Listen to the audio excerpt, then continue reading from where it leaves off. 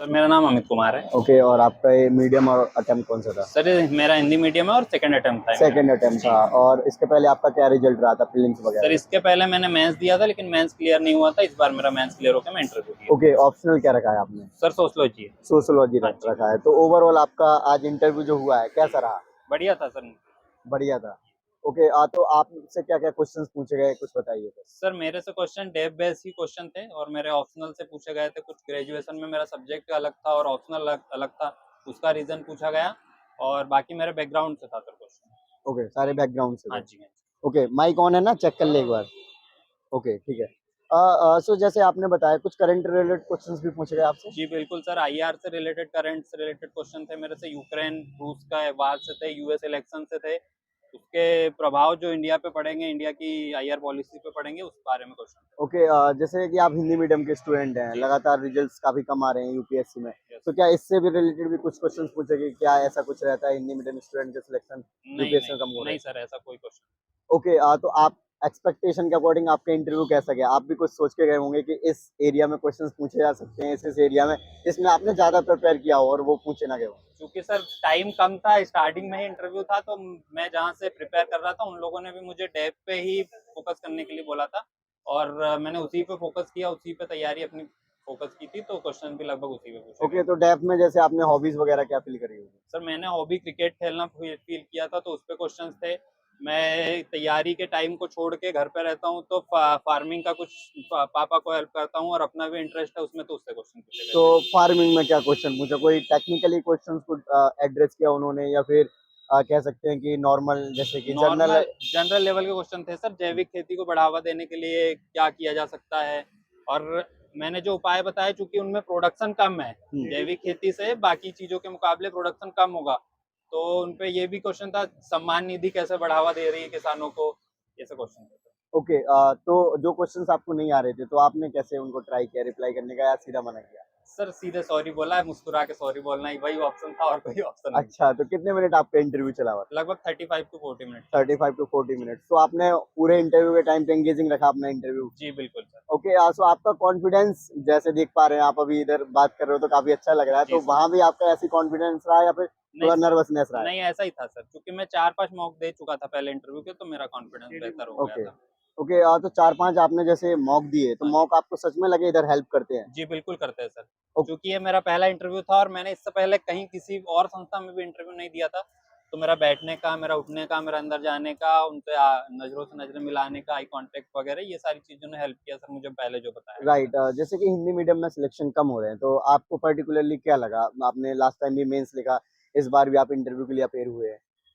Sir Hindi medium में ऐसा मेहनत पे है सर, बाकी तो कोई दूसरा ऐसा मतलब कमीशन भेदभाव कर रहा है, ऐसी कोई चीज़ मेरे साथ तो नहीं हुई ना, शायद और किसी के साथ भी होती है। बस थोड़ा सा मेहनत का काम है, थोड़ी सी, क्योंकि हिंदी मीडियम का बैकग्राउंड थोड़ा कमजोर होता है, इसीलिए कोशिश की जाए कि उस बैकग्राउंड को पहले फील कर ले, एनसीईआरटी जो बेस होता है उस पर पूरी कमांड कर ले, तो सिलेक्शन ईजी राइट। है।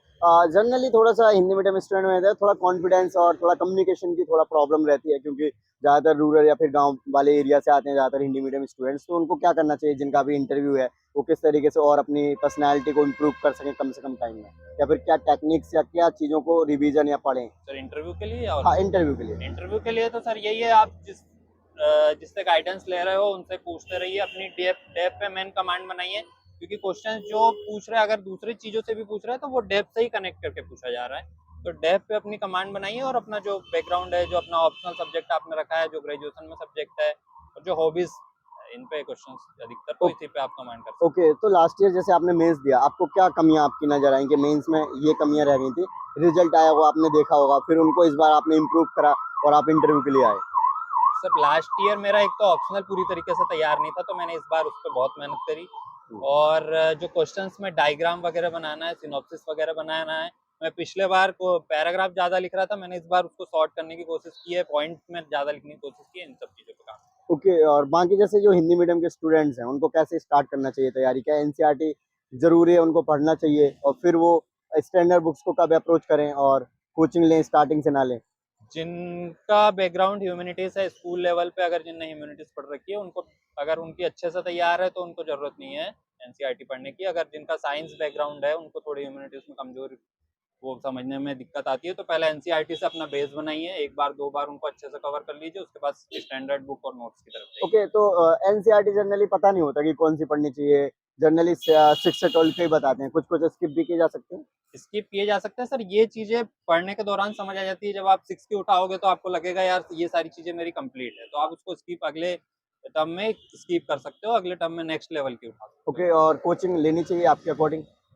ये आपके बैकग्राउंड पे डिपेंड करता है, अगर आपको लगता है कि पीछे थोड़ा-सा कमज़ोर एरिया रहा है, तो आप ले सकते हो और अगर नहीं तो फिर सेल्फ भी कर सकते हो। ओके, तो आपने लिया था कोचिंग हाँ वगैरह? जी, मैंने लिया था। ओके, तो जैसे अभी प्रीलिम्स आने वाला है, जी। तो प्रीलिम्स रिलेटेड स्ट्रैटेजी बताइए कि ये 3-4 महीने जो बचे हैं, इसमें कैसे प्रिपेयर करें? क्योंकि जनरली इस टाइम से स्टूडेंट प्रीलिम्स पे ही फोकस हो जाते हैं, मॉक टेस्ट लगाते हैं, साथ ही साथ अपना रिवीजन करते हैं, करंट अफेयर्स पढ़ते हैं।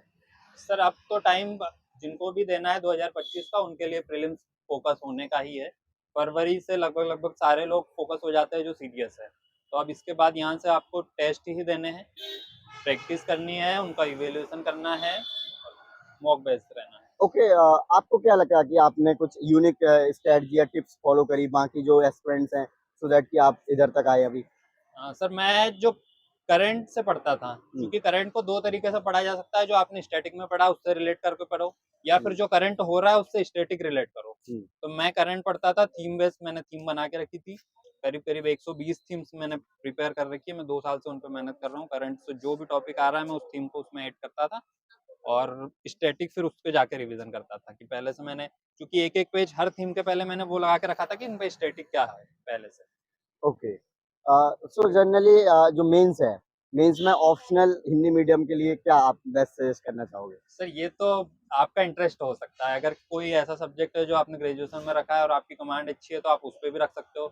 क्योंकि मैंने जो रखा था मेरा मैथ्स था, लेकिन मैं उतने अच्छे से मैथ्स को मैंने सिलेबस देखा वो मेरे से हो नहीं पाया, मुझे ऐसा महसूस हुआ, तो मैंने ऐसा सब्जेक्ट चुना जो मुझे ऐसे में भी हेल्प करे, जो मुझे जीएस में भी हेल्प करे और जो मुझे ऑप्शनल में भी अच्छे नंबर दिलाए। तो मैंने उस ऐसा सब्जेक्ट। ओके, आपने शेड्यूल क्या बनाया हुआ था? तो शेड्यूल तो मैं वैसे भी मॉर्निंग वाला बंदा हूँ, तो मैं 5 साढ़े 5 बजे उठ जाता था और उसके बाद फ्रेश होके अपना 6 बजे से पढ़ाई करना 9-10 बजे तक, फिर ब्रेकफास्ट वगैरह और उसके बाद फिर से पढ़ाई। अच्छा, आपको क्या लगता है कि जो यूपीएससी की तैयारी है, जी। एक होता है कि इतना टाइम स्पेंडर अगर दोगे तो अच्छे से सिलेबस कवर कर सकते हैं रिवीजन के साथ। सर लगभग आपको 1 से डेढ़ साल तो इसके पूरे सिलेबस को कवर करने के लिए और एक बारी अच्छे से रिवीजन करने के लिए देना। ओके, तो आपने नोट्स बनाए थे? जी बिल्कुल, मैंने अपने नोट्स हर तो सब्जेक्ट के अपने नोट्स बनाए थे क्लास के साथ-साथ। जैसे बुक्स होती हैं, बुक्स से नोट्स बनाए या क्लास में ही जो नोट्स थे उनको नहीं, बनाया? क्लास से नोट्स तो बनाता था, उसके बाद बुक प्रेफ़र करता था सेकंड टाइम में, उसमें जो कुछ या तो बुक में कम रह जाता था या नोट्स में कम रहता था, तो उसको ऐड ऑन करते चलता था। ओके, सो लास्ट में कोई टिप्स देना चाहेंगे हिंदी मीडियम स्टूडेंट्स के लिए? प्रैक्टिस ही है और कंसिस्टेंसी है मेन इसमें, मेरा क्योंकि मेरे साथ भी हुआ था जब मैं तैयारी के दौरान आया था, तो स्टार्टिंग में कॉन्फिडेंस ज़्यादा था, तो 8-10 दिन खूब पढ़ाई करी, 12 घंटे 15 घंटे, लेकिन फिर वो एकदम से बैक हो जाना, तो वो चीज़ें जब बाद में समझ आई 2-3 बार ऐसा हुआ, तो कि अगर ऐसा बीच-बीच में छोड़ते रहेंगे तो तैयारी नहीं हो पाएगी, इसलिए कंसिस्टेंट रहना है। थोड़ा कम करेंगे, आपको 10 घंटे ना पढ़ रहे हो तो 6 घंटे पढ़िए, लेकिन कंसिस्टेंट रहिए, पूरे साल रहिए तो ओके, एक ईज़िली। और सीसेट काफ़ी डाइसी है क्योंकि लास्ट ईयर तो ठीक-ठीक था, उसके पहले थोड़ा-सा दिक्कत किया 2000 था। हाँ, 2023 वाला हाँ। थोड़ा ज़्यादा सीसेट टफ किया। नहीं, लेकिन सर इसमें ऐसा है, आपको मैथ्स रीज़निंग, चूँकि आप एक सिविल सर्वेंट बनने जा रहे हो, तो आपको रीज़निंग तो कमांड होनी चाहिए आपकी। कुछ लोगों के मैंने जो अंदर बैठे थे मेरे साथ, उनने जो लास्ट ईयर में उनके अटेम्प्ट थे इंटरव्यू के, उनसे मैंने पूछा तो उनका ये भी था कि उनका रोल नंबर पूछ लिया गया, रोल नंबर का सम पूछ लिया गया। हुँ। तो ये चीज़ें आपको तो एक इतना बड़ा पद आप लेने जा रहे हो, तो ओके, तो रहना चाहिए आप काफ़ी प्रिपेयर। कॉन्फिडेंट लग रहे हैं। तो वैसे आपका बैकग्राउंड क्या रहा है? फैमिली बैकग्राउंड या फिर आपका एजुकेशनल, ये और बता दीजिए? मेरा सर पीजी कंप्लीट हो चुका है और मैंने जो ग्रेजुएशन किया था वो मैथ्स से था, हुँ। बीएससी किया हुआ है और मेरे पीजी में सोशियोलॉजी से बीए ए एम है। ओके, तो तैयारी कितने टाइम से कर रहे थे आप? तो मेरा 2 से ढाई साल हो गया 2 लगभग। से ढाई साल हो गए। Okay, so thank you so much, wish you good luck. हम आशा थैंक यू। करते हैं कि आप अच्छी रैंक, यानी मुझे तो लग रहा है आपका कॉन्फिडेंस देखकर कि आप हिंदी मीडियम में टॉप रैंक लेके आएँगे, और थैंक यू, जय हिंद। जय हिंद।